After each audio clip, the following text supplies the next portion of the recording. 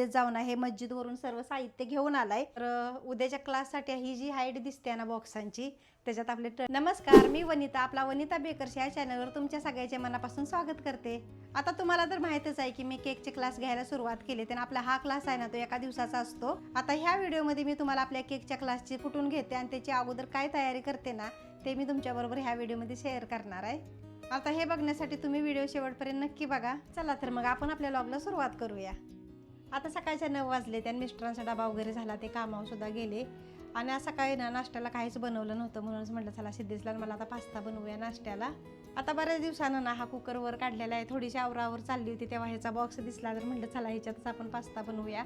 आणि एकदा वस्तू बॉक्समध्ये गेली ना की ते आवर्जून काढून त्याच्यात काय जेवण वगैरे बनवणं काय होत नाही. आणि आजकाल ना आम्ही हुतायला एवढे मैद्याचे पदार्थ खाणं टाळतो, आणि त्याच्यासाठी ना हा डिशानूचा पास्ता विघ्नेशने मागवलेला आहे. आणि हे तुम्ही पॅकेट बघू शकता पास्त्याचं, हे 1 किलोचं पॅकेट आहे. पास्त्यामध्ये आर्टिफिशियल कलर किंवा फ्लेवर आणि प्रिझर्वेटिव्ह वापरलेला नाही. आणि हा पास्ता ना पूर्णपणे गव्हाच्या पिठापासून बनलेला आहे, त्यामुळे हेल्दी म्हणायला हरकत नाही. बऱ्याच दिवसांनी मी पण हा कुकर आता वापरते. तर आपण ह्याच्यात ना पहिल्यांदा पाणी उकळायला ठेवूया.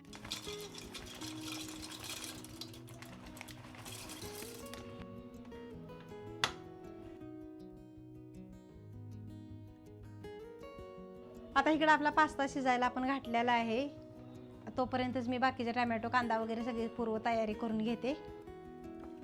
तर इथं आपला पास्ता मस्तपैकी शिजवून तयार झालेला आहे. चला तर आपण पास्ता लगेच परतून घेऊया, कारण माझ्या भाज्या वगैरे सुद्धा चिरून झाले. त्या जास्त काय नाही, फक्त टोमॅटो कांदा आणि कोथिंबीरच चिरले.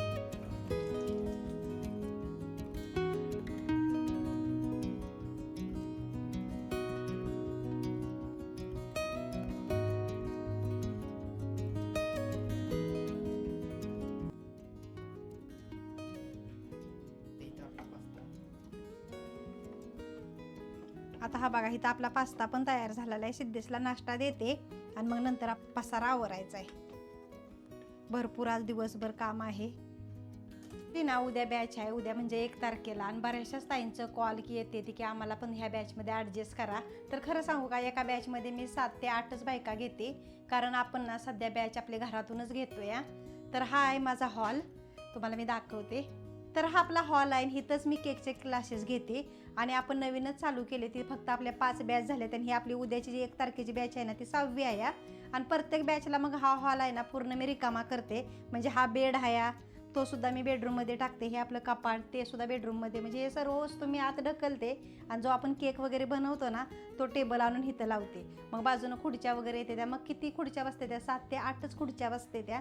त्यामुळे मी जास्त आपल्या ताईंना घेत नाही, का तर उगाच गर्दी करायची, मग त्यांनाही बरोबर शिकता येणार नाही. आणि प्रत्येक बॅचच्या वेळेस ना जे लागणारं साहित्य जसं देण्यात येईल ना तसं आपण नवीन साहित्य आणत असतो. तसंच काल सिद्धेत जाऊन आहे मस्जिदवरून सर्व साहित्य घेऊन आलाय.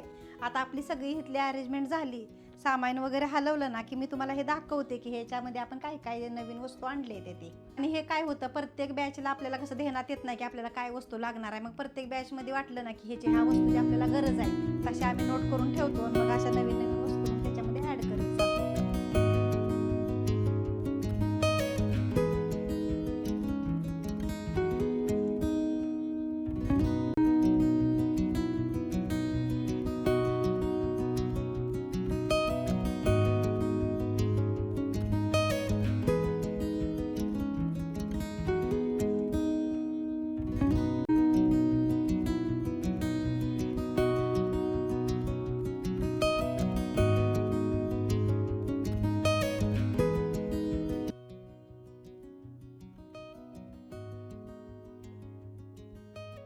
आता आपला सर्व पसारा लावून झालाय. थोडी साफसफाई आहे ती मी नंतर करणार आहे, पण त्याच्या अगोदर ना जे साहित्य आणले ते म्हणलं तुम्हाला दाखवते.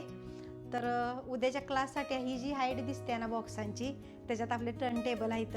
आणि छोट्या मोठ्या वस्तू, हे बाउल वगैरे. आणि हे प्रीमिक्स एकच संपलं होतं, एक आपलं चॉकलेट फ्लेवरचं होतं. आणि हे व्हेनिलाचं आपलं प्रीमिक्स आणि चॉकलेटचा बॉक्स. एवढं साहित्य आणलं आणि हे तुम्हाला मी दाखवते आता. आणि आता हे टर्न टेबल किती आणलेत आपण, 6 टर्न टेबल आणलेत. आणि पहिलं माझ्याकडे 2 आहेत, असं एकूण 8 झाले. आणि मी माझ्या बॅचमध्ये 8च्या वर बायका सुद्धा घेत नाही. आणि एवढं आणायचं कारण म्हणजे प्रत्येकीला आपण एक एक केक बनवायला देतो, आणि त्यांना बनवताना कुठलंही साहित्य कमी पडायला नको, त्याच्यासाठी हे मी एकदम एवढे मागवले. ती तुम्हाला दाखवते मी खोलून. हा बघा, ही अशी मोठी साईज आहे ह्या टर्न टेबलची आणि हे क्रॉफर्ड मार्केटवरून सिद्धेश घेऊन आला आणि तिकडे जरा होलसेल दरातच आपल्याला भेटते ती. तर ह्या साईजचे ना आपले हे सगळे टर्न टेबल आहेत आणि मी तुम्हाला सगळे काढून दाखवते.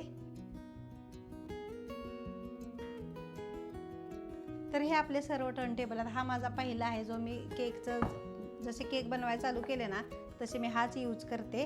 पण आता ह्या साईजचे मला भेटले नाहीत म्हणून हे सर्व मोठ्या साईजचे आणले ती. हे बघा ह्याची क्वालिटी सुद्धा छान आहे, मस्त साहित्य आणि मोठ्या केकला वगैरे हे बरं आहेत. आता हे झालं टर्न टेबल. पण अशाच आपल्याला छोट्या मोठ्या वस्तू ज्या लागणार होत्या ना पॅलेट नाईफ वगैरे ते सुद्धा मी तुम्हाला दाखवते आणलेत ते. नोझलचं पॉकेट आणले कारण नोझल माझ्याकडे थोडेसेच आहेत म्हटलं एक्स्ट्राचे असावे म्हणून हे एक पॉकेट आणले. पायपिंग बॅग तर प्रत्येक क्लासला आणावेच लागते त्या. आणि एक केक कटिंगची सुरी.